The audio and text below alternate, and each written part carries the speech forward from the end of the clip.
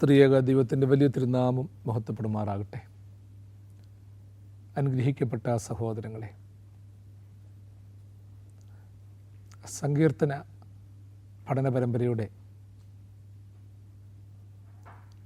80ാമത്തെ എപ്പിസോഡിലേക്ക് ഏവരെയും ഹൃദ്യമായി സ്വാഗതം ചെയ്യുന്നു.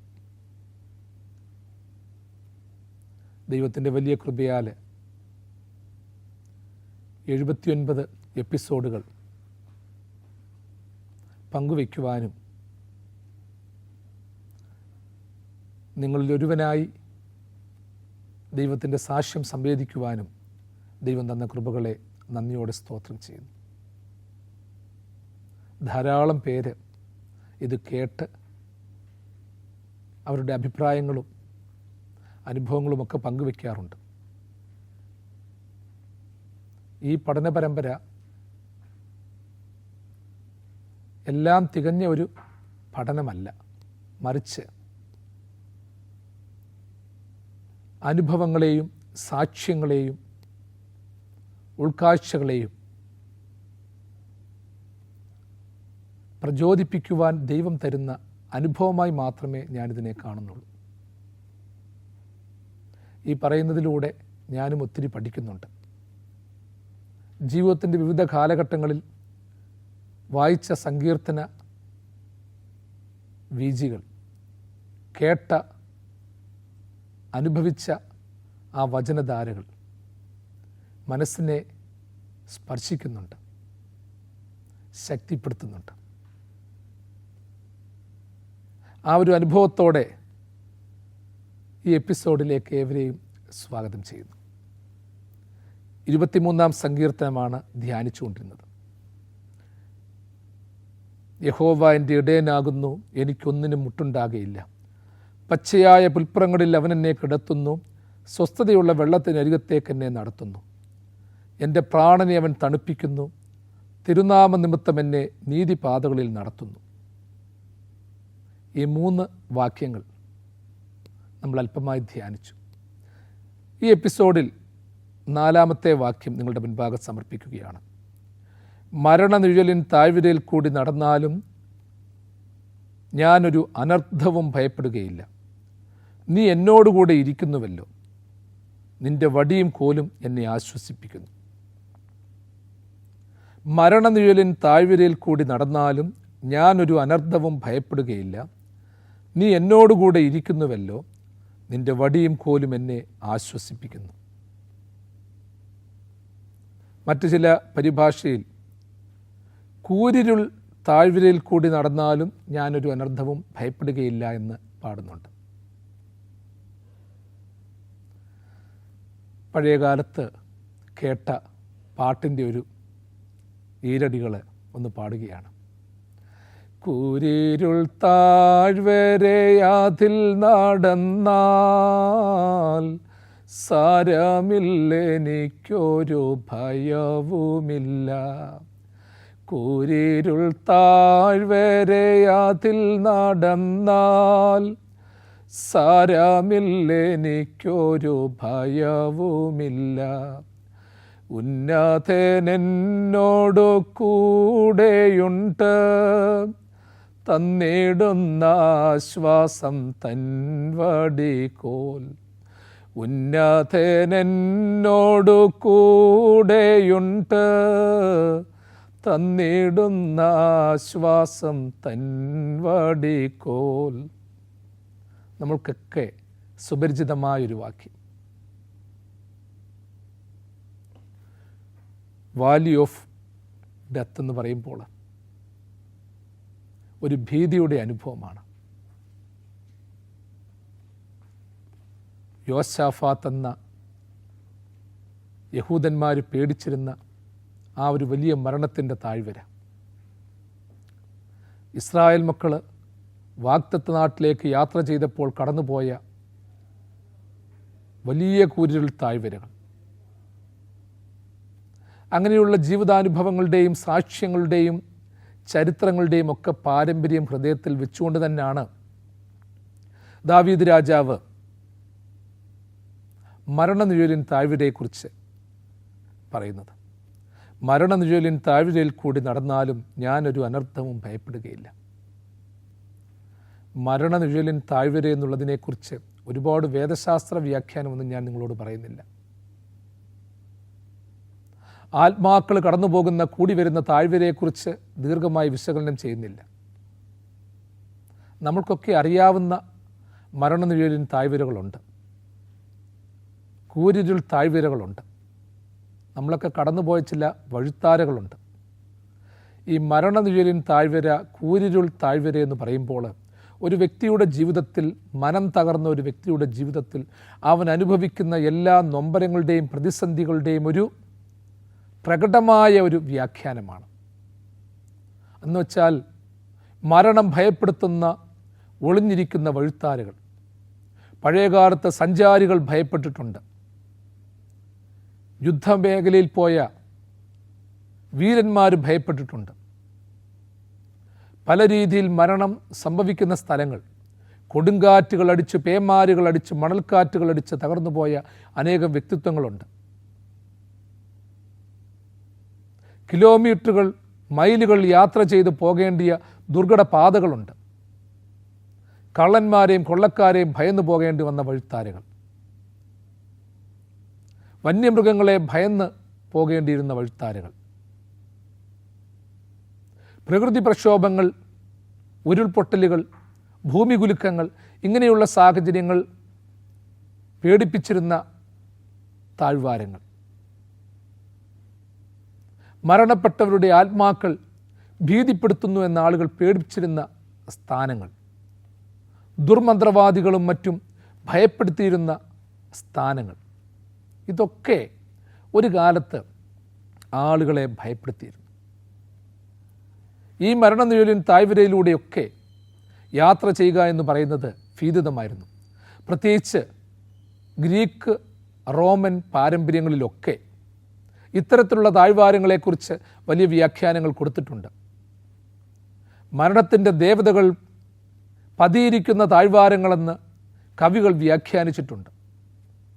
അപ്പം അങ്ങനെയുള്ള വ്യാഖ്യാനങ്ങളുടെയൊക്കെ മധ്യത്തിൽ നിന്നുകൊണ്ട് ദാവീദ് എനിക്കും നിങ്ങൾക്കും ഒരു പുതിയ വ്യാഖ്യാനം തരികയാണ്. മരണനിഴലിൻ കൂരിരുൾ താഴ്വരയിലൂടെ ഞാൻ കടന്നുപോയാലും യാത്ര ചെയ്താലും ഒരനർത്ഥവും ഞാൻ ഭയപ്പെടുകയില്ല. പ്രതിസന്ധികളിലൂടെ യാത്ര ചെയ്താലും ഞാൻ പേടിക്കത്തില്ല. അതിലൂടെ ദാവീദ് എന്നെയും നിങ്ങളെയും സംവേദിപ്പിക്കുന്ന ചില, എന്നിലേക്കും നിങ്ങളിലേക്കും കോരിയിടുന്ന ചില തീ കഷ്ണങ്ങളുണ്ട്, തീ കിണറുകളുണ്ട്, അഗ്നിസ്ഫുലിംഗങ്ങളുണ്ട്.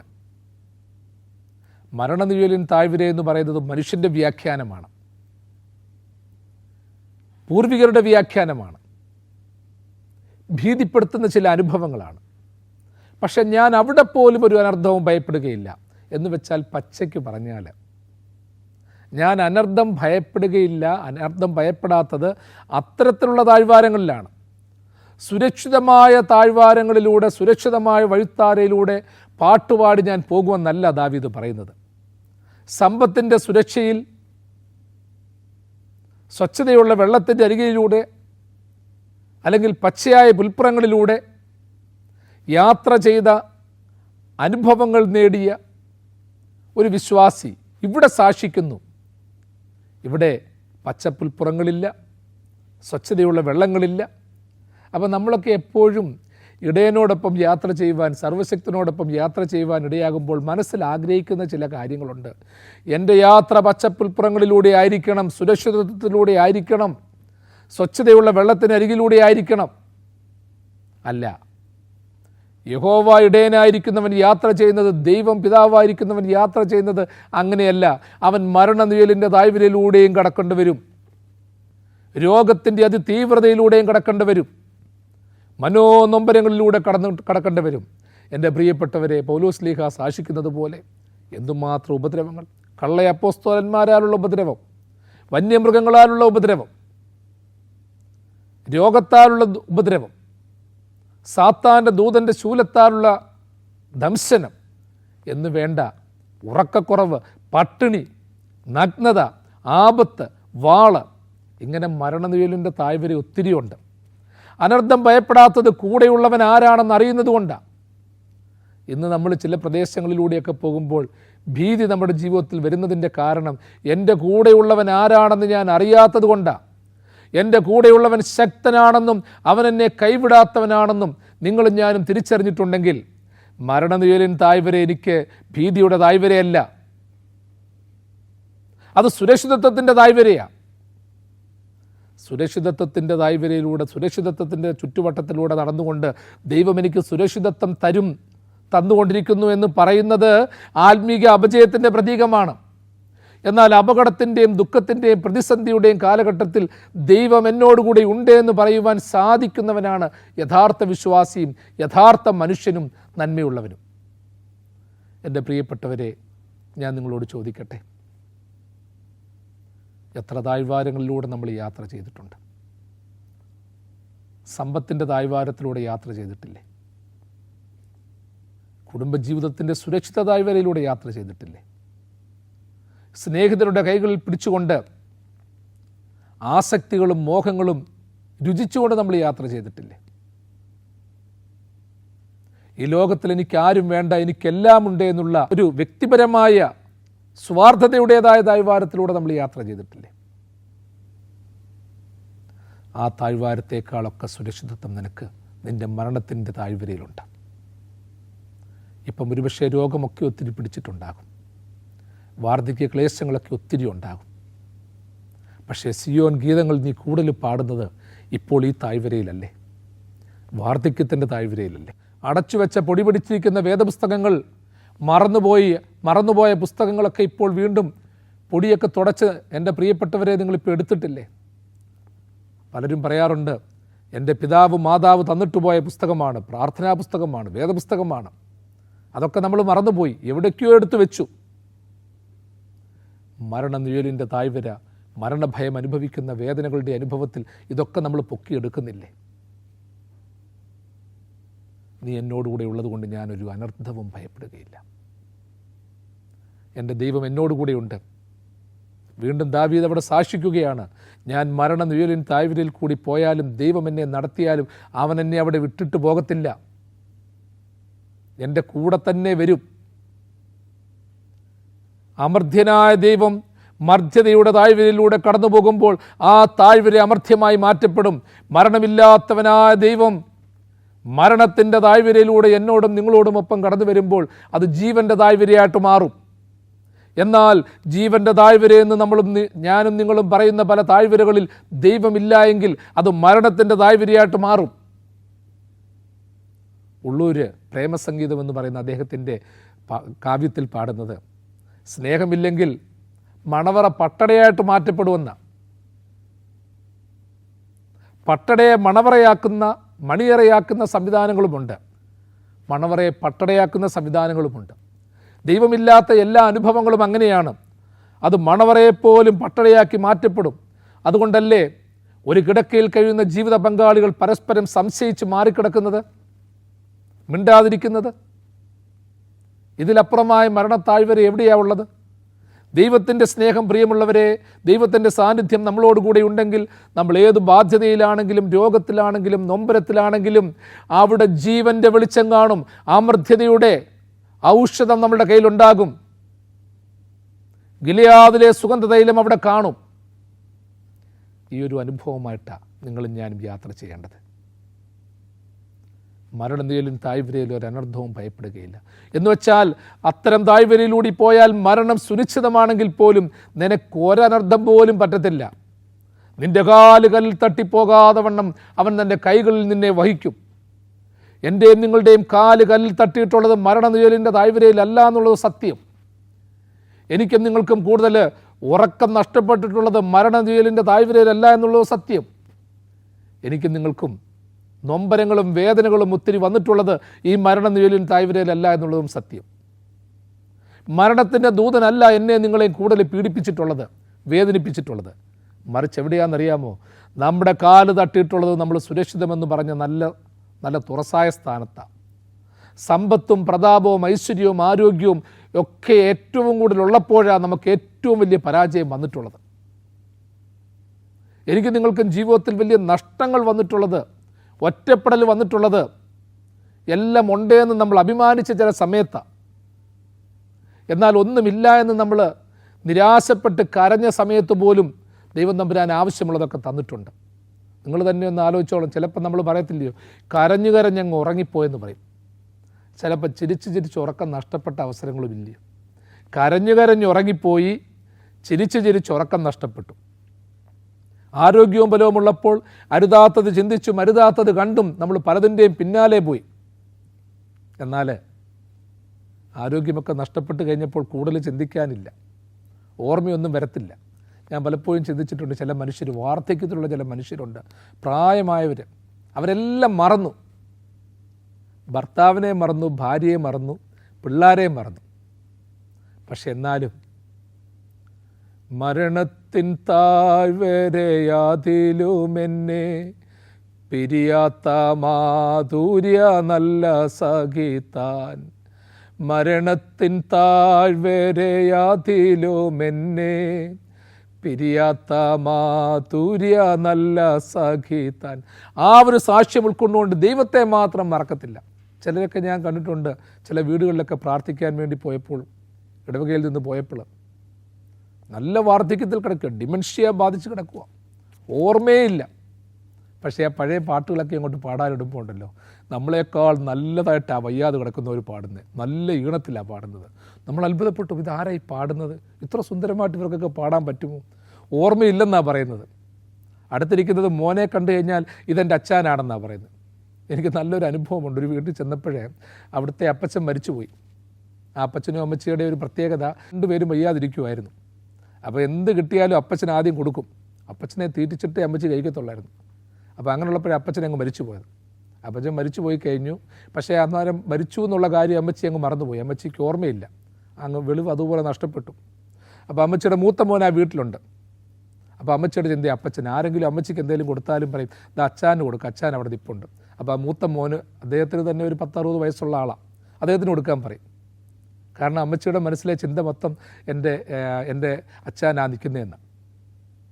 അവരാരും തിരുത്താനും പോകാറില്ല. അമ്മച്ചി എന്നിട്ട് ചോദിക്കും, അമ്മച്ചി ഞാൻ അച്ഛനാണോ, മോനല്ലയോ?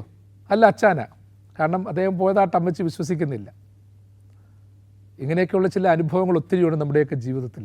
നിങ്ങൾ ഞാനുമൊക്കെ ഇതൊക്കെ കണ്ടുകൊണ്ടിരിക്കുക. ഒരു കാര്യം പ്രാർത്ഥനയോടുകൂടി ഓർത്തോണം പ്രിയമുള്ളവരെ, ആ അമ്മച്ചി സ്വന്തം അച്ഛനാണ്, അച്ഛനെ മറന്നു പോയിട്ടുണ്ടെങ്കിൽ തന്നെയും പാടാൻ നിന്നാലുണ്ടല്ലോ, കർത്താവിൻ്റെ പാട്ട് പാടിയാൽ, ഒരു വേദവാക്യം പറഞ്ഞാൽ അതൊക്കെ പച്ചവെള്ളം പോലെ പറയും. പാട്ടൊക്കെ എന്ന് വെച്ചാൽ നമ്മൾ പാടി തെറ്റിച്ചാലും കറക്റ്റായിട്ട് അമ്മച്ചി പാടും. ദൈവത്തിലുള്ള വിശ്വാസം വലുതാണ്.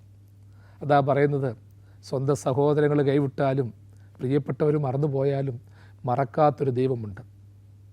നമ്മൾ കേട്ടിട്ടില്ലയോ, പെറ്റമ്മ മറന്നാലും മറക്കാത്ത സ്നേഹമേ ക്രൂശിതനായവനെ. ആ പാട്ടൊക്കെ എത്ര അർത്ഥവത്താ. സമയത്തിൻ്റെ ചുരുക്കം കൊണ്ട് ഞാൻ ആ ഭാഗത്തിന് അടിവരയിടുകയാണ്. മരണനിഴലിൻ താഴ്വരയിൽ കൂടി നടന്നാലും നീ എന്നോടുകൂടി ഇരിക്കുന്നുവല്ലോ. ഇരിക്കുന്നത് കൊണ്ട് ഒരു അനർത്ഥവും എനിക്ക് ഭയപ്പെടേണ്ടി വരികയില്ല. ഞാൻ പറഞ്ഞല്ലോ, നമ്മളുടെ കാല് തട്ടിയതും തളർച്ച വന്നതും ഇടർച്ച വന്നതും ഒന്നും മരണനിഴലിൻ താഴ്വരയിലല്ല. മരണനിഴലിൻ താഴ്വരയാകുന്ന ജീവിതത്തിലെ പരാജയങ്ങളിലൂടെ കടന്നു പോകുന്നത് ചില അനുഭവ പാഠങ്ങളാണ്, ചില സാക്ഷ്യങ്ങളാണ്, ചില ഓർമ്മപ്പെടുത്തലുകളാണ്. ഇതൊക്കെ നമ്മളെ വീണ്ടും വീണ്ടും ഓർപ്പിക്കുകയാണ്. അതുകൊണ്ട് എപ്പോഴും ഇന്ന് ദൈവത്തിൽ വിശ്വസിക്കുന്ന ഒരു കാര്യം ഓർത്തോണം. ഇന്ന് നമുക്ക് പറ്റിയ പരാജയം എന്താണെന്നറിയാമോ? നമ്മൾ നാശത്തിൻ്റെ പാതകളെയൊക്കെ, യഥാർത്ഥത്തിൽ ദൈവം മുൻപിൽ നാശത്തിൻ്റെ പാതകളെയൊക്കെ നമ്മൾ വിജയപാതകളായി തിരഞ്ഞെടുത്തു. അതോടൊപ്പം വിജയപാതകളായിട്ട് നമ്മൾ കാണുന്നത് നാശപാതകൾ. ദൈവത്തിൻ്റെ സന്നിധിയിലെ വിജയപാതകളെ നമ്മൾ ഒഴിച്ചു വിട്ടുപോയി. അതുകൊണ്ട് എൻ്റെയും നിങ്ങളുടെയും ജീവിതത്തിൽ എന്തൊക്കെ ഭൗതികമായ പരാജയങ്ങളുണ്ടെങ്കിലും ഓർത്തോണം, ചില കാര്യങ്ങളിലൊക്കെ വീഴ്ചകൾ സംഭവിക്കാം, നഷ്ടങ്ങൾ സംഭവിക്കാം, വേദനകൾ സംഭവിക്കാം. ഇതൊക്കെ ഉണ്ടെങ്കിലും ഒരു കാര്യം ഓർത്തോണം, ഹൃദയംഗമായിട്ട് ഓർത്തോണം, എൻ്റെ ദൈവം അതിൻ്റെ ഇടയിലൊരു വിജയം തരുന്നുണ്ട്. ചില കല്ലുകൾക്കിടയിൽ അപ്പങ്ങൾ ഒളിഞ്ഞിരിപ്പുണ്ട് പ്രിയമുള്ളവരെ. ചില വേദനകൾക്കിടയിൽ സന്തോഷം ഒളിഞ്ഞിരിപ്പുണ്ട്.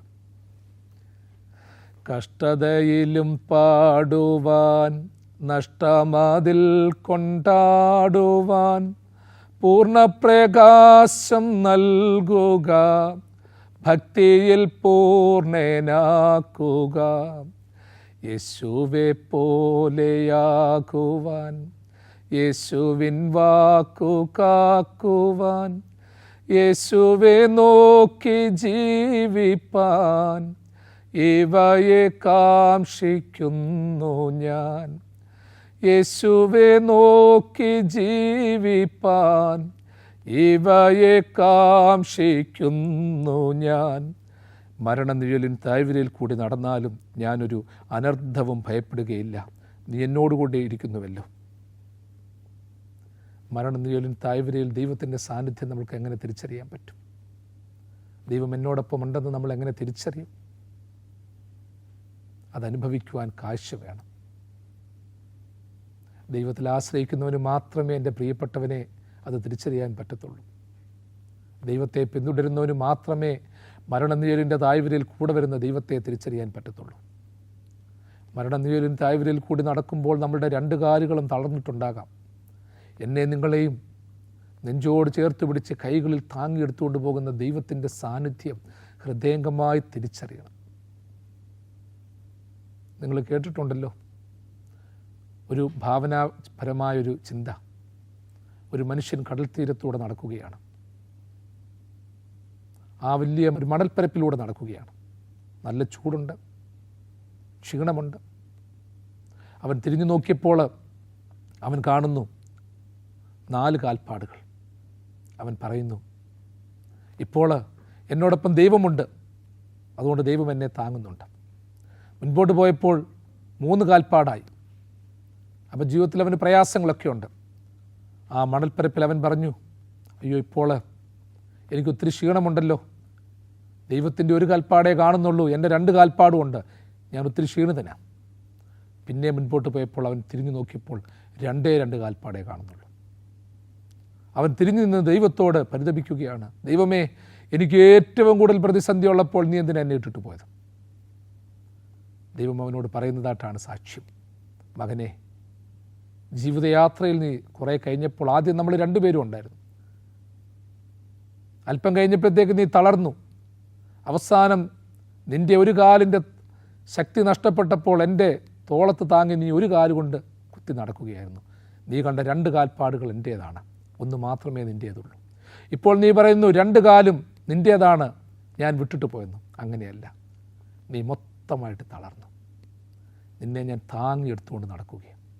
ഇപ്പോൾ നീ കാണുന്ന കാൽപ്പാടുകൾ എൻ്റേത് മാത്രം, നീ എൻ്റെ തോളത്താണ്. സത്യമല്ലേ എൻ്റെ പ്രിയപ്പെട്ടവരെ? ഈ സാക്ഷ്യങ്ങൾ ഓരോന്നും സത്യമാണ്. മരണനിഴലിൻ താഴ്വാരങ്ങളിൽ ദൈവം തമ്പുരാൻ നമ്മളോട് കൂടെ വരുന്നത് നിസ്സാരമായിട്ടല്ല, അവൻ്റെ സർവ്വപ്രഭയോടെയാണ്. ദൂതന്മാർ ഭയക്കുന്ന പ്രഭ, ദൈവത്തിൻ്റെ മുഖം കാണുവാൻ തക്കവണ്ണം മുഖം മൂടി കാല് മൂടി പറന്നുകൊണ്ട് ദൈവത്തെ സ്തുതിക്കുന്ന അനുഭവം യെശയ്യാവ് പറയുന്നുണ്ട്. ആ ദൈവത്തിൻ്റെ യഥാർത്ഥമായ ശക്തി മരണനിഴലിൻ താഴ്വരയിലുണ്ട്, നമ്മൾ കാണുന്നില്ലെന്നേ ഉള്ളൂ. മരണത്തിൻ്റെ പ്രവാചകന്മാരും മരണത്തിൻ്റെ ദൂതന്മാരും അതുകൊണ്ട് പേടി ഒളിക്കുന്നുണ്ട്. മരണദൂതന്മാരുയർത്തുന്ന അതിശക്തമായ സ്വരത്തേക്കാളും എൻ്റെ ദൈവത്തിൻ്റെ സ്വരം അവിടെ മുഴങ്ങുന്നുണ്ട്. മരണദൂതന്മാർ ഭയക്കുകയാണ് അവിടെ. സുറിയാനി ക്രിസ്ത്യാനികളുടെ പാട്ടിലെ ആരാധനയിൽ ഉപയോഗിക്കുന്ന ഒരു പാട്ട് ഇങ്ങനെയാണ്: അട്ടഹസിക്കുന്നിരു ചിറകും ഹാലേലുയ്യ, കൊട്ടിയവർ നിന്നിട്ടേവം കൂറിയേലായിസോൻ. അതെ, അട്ടഹസിക്കുന്ന ദൂത സാന്നിധ്യത്തിൽ അവൻ എഴുന്നള്ളുന്നുണ്ട്. പെരുവെള്ളത്തിൻ്റെ ഇരച്ചൽ പോലെ മരണനിഴലിൻ താഴ്വരയിലൂടെ കടന്നു പോകുന്നുണ്ട്. ഞാനും നിങ്ങളും മരണനിഴലിൻ താഴ്വരയിലൂടെ കടന്നു പോകുന്നതിൻ്റെ അർത്ഥം മറ്റൊന്നുമല്ല. നിങ്ങളും ഞാനും പ്രാർത്ഥിച്ചു പോകുകയാണെങ്കിൽ മരണനിഴലിൻ താഴ്വരയിൽ വസിക്കുന്ന ചിലർക്ക് ആശ്വാസമായിട്ട് ആകാൻ വേണ്ടിയാണ്. അവിടെ ദൈവത്തിൻ്റെ സാന്നിധ്യം ക്ഷണിച്ചു വരുത്തുവാൻ വേണ്ടിയാണ്. കാരണം ദൈവം കൂടെ ഉണ്ടെങ്കിൽ നിങ്ങളും ഞാനും മാത്രമല്ല, എനിക്കും നിങ്ങൾക്ക് മുൻപേ മരണനിഴലിൻ താഴ്വരയിൽ അകപ്പെട്ടു പോയ ചിലർക്കുള്ള ഒരു കരുതലും കൂടിയാണ്, ഒരു വെളിച്ചം കൂടിയാണ്. ചിലരിപ്പോൾ നമ്മൾ അറിയാതെ തന്നെ, നമ്മൾക്ക് മുൻപേ തന്നെ ശ്രദ്ധയില്ലാതെ ആ താഴ്വാരത്തിൽ അകപ്പെട്ടു പോയിട്ടുണ്ട്. അവർ വഴിയറിയാതെ അലയുന്നുണ്ട്. അവരും നമ്മളോടൊപ്പം യാത്ര ചെയ്യുന്നുണ്ട്. അതുകൊണ്ട് ആരും പരാതിപ്പെടേണ്ട. അയ്യോ ഞാൻ വലിയ പ്രയാസത്തിലും പ്രതിസന്ധിയിലുമാണ്, ബുദ്ധിമുട്ടിലുമാണ്, കണ്ണുനീരിലാണ്, ദാരിദ്ര്യത്തിലാണ്, പട്ടിണിയിലാണെന്നൊന്നും പരാതിപ്പെടേണ്ട. കാരണം നമ്മൾ അങ്ങനെയുള്ള വഴിത്താരയിലൂടെ കടന്നു പോകുമ്പോൾ ഇത് അനുഭവിച്ചവൻ്റെ പ്രയാസങ്ങൾ നമ്മൾ തിരിച്ചറിയും, ബുദ്ധിമുട്ടുകൾ നമ്മൾ തിരിച്ചറിയും. നീ ഒരു തെറ്റും ചെയ്യാതെ ദുഷി കേട്ടിട്ടുണ്ടെങ്കിൽ മനസ്സുകൊണ്ട് സഹോദര നമ്മൾ പറയും, അയ്യോ ഇന്നാളെ ഇതിനു മുൻപ് ഇത് കേട്ടവർ നിരപരാധികളായിരുന്നല്ലോ, ഞാൻ ഉൾപ്പെടെ അവരെ പറഞ്ഞിട്ടുണ്ടല്ലോ, അതിൻ്റെ ഒരു തിരുത്തലിന് കൂടിയാണെന്ന് നമ്മൾ തിരിച്ചറിയും. അതെ, എന്നോടുകൂടിയുള്ള ദൈവ സാന്നിധ്യത്തെ മരണനിഴലിൻ്റെ താഴ്വരയിലൂടെ ഞാൻ നയിച്ചുകൊണ്ട് പോകുമ്പോൾ, ഞാൻ അതുവഴി പോകുമ്പോൾ അവരൂടെ രക്ഷപ്പെടും. ഞാൻ സുരക്ഷിതമായ താഴ്വാരങ്ങളിലൂടെ മാത്രം യാത്ര ചെയ്താൽ മരണത്തിൻ്റെ താഴ്വരയിൽ പെട്ട് കിടക്കുന്നവർ അവിടെ കിടക്കത്തതേ ഉള്ളൂ. അവരെങ്ങനെ രക്ഷപ്പെടും? അവരെങ്ങനെ തിരിച്ചറിയും? അവരും അനുഭവങ്ങളിലൂടെ കടന്നു പോകണം. നിൻ്റെ വടിയും കോലും എന്നെ ആശ്വസിപ്പിക്കുന്നു. ആശ്വസിപ്പിക്കുന്നത് സ്നേഹസ്വരം മാത്രമല്ല. ആടിനെ മേയ്ക്കുന്ന ഇടയൻ്റെ കയ്യിൽ വടിയും കോലും ഒക്കെയുണ്ട്. ഇടയ്ക്ക് ആടുകൾക്കൊരടിയൊക്കെ കൊടുക്കും. ചിലപ്പോൾ ആ വടി കൊണ്ട് തന്നെ ആടുകൾക്ക് എത്തി തിന്നാൻ പറ്റാത്ത ചില ഇലച്ചിലുകളൊക്കെ താഴ്ത്തിയും കൊടുക്കും. അപ്പം ഇടയൻ്റെ വടി എന്ന് പറയുന്നത് ആശ്വാസത്തിൻ്റെ വടിയാണ്, ശിക്ഷണത്തിൻ്റെ വടിയാണ്. ഈ ആശ്വാസത്തിൻ്റെയും ശിക്ഷണത്തിൻ്റെയും വടി നമ്മളെ പിന്തുടരണം, നമ്മൾക്ക് ആവശ്യമാണ്. ഇടയൻ വടിയെടുക്കുമ്പോൾ, കോലെടുക്കുമ്പോൾ അവൻ്റെ ഇടയനല്ല എന്ന് പറയുന്നവനല്ല വിശ്വാസി, ഭക്തൻ. ഇടയൻ്റെ വടി കാണുമ്പോൾ വടിയെ ക്രൂശിത രൂപമായി കാണുന്നവനാണ് വിശ്വാസി. ഇടയൻ്റെ വടിയെ കാണുമ്പോൾ അതൊരു ടോർച്ചായി കാണുന്നവനാണ്, ഒരു ചെറിയ ദീപസ്തംഭമായി കാണുന്നവനാണ് വിശ്വാസി. ഇടയൻ്റെ വടിയെ കാണുമ്പോൾ അതെനിക്ക് ആശ്വസിപ്പിക്കുവാനുള്ള, എന്നെ തഴുകുവാനുള്ള അനുഭവമാണെന്ന് തിരിച്ചറിയുന്നവനാണ് വിശ്വാസി. ഇടയൻ്റെ വടി കാണുമ്പോൾ അതിനെ കഠിനമായ വാളായി കാണുന്നവൻ, അതിനെ ദണ്ഡനത്തിനുള്ള ശിക്ഷയ്ക്കുള്ള മാർഗമായി കാണുന്നവൻ, എന്നെ അടിക്കുവാനും നശിപ്പിക്കുവാനുള്ള വടിയായി കാണുന്നവൻ, അവൻ പൂർണ്ണതയുള്ളവനല്ല. അവൻ ആത്മനിർവൃതിയുള്ളവനല്ല. ഓർത്തോണം, കർത്താവിൻ്റെ വടി എൻ്റെ ജീവൻ്റെ പ്രതീകമായ സ്ലീബായുടെ പ്രതീകമാണ്. എൻ്റെ കർത്താവിൻ്റെ വടി പാറമേൽ മോശയടിച്ച് വെള്ളം പുറപ്പെടുവിച്ച ആ വടിയുടെ തുല്യമാണ്. കർത്താവിൻ്റെ വടിയും കോലും എനിക്ക് ഭക്ഷണമൊരുക്കുന്നതാണ്, ഒരു ടോർച്ചാണ്, ഒരു അനുഭവമാണ്. ആ അനുഭവത്തോടെ കർത്താവിൻ്റെ സാന്നിധ്യത്തെ കാണണം. എൻ്റെ കർത്താവിൻ്റെ സാന്നിധ്യം മരണനിഴലിൻ താഴ്വരയിൽ എനിക്ക് നിങ്ങൾക്കും ആശ്വാസമാകട്ടെ. ദൈവം തൻ്റെ വലങ്കരം നീട്ടി നിങ്ങളെല്ലാവരെയും സദാകാലവും വാഴ്ത്തി അനുഗ്രഹിക്കുമാറാകട്ടെ.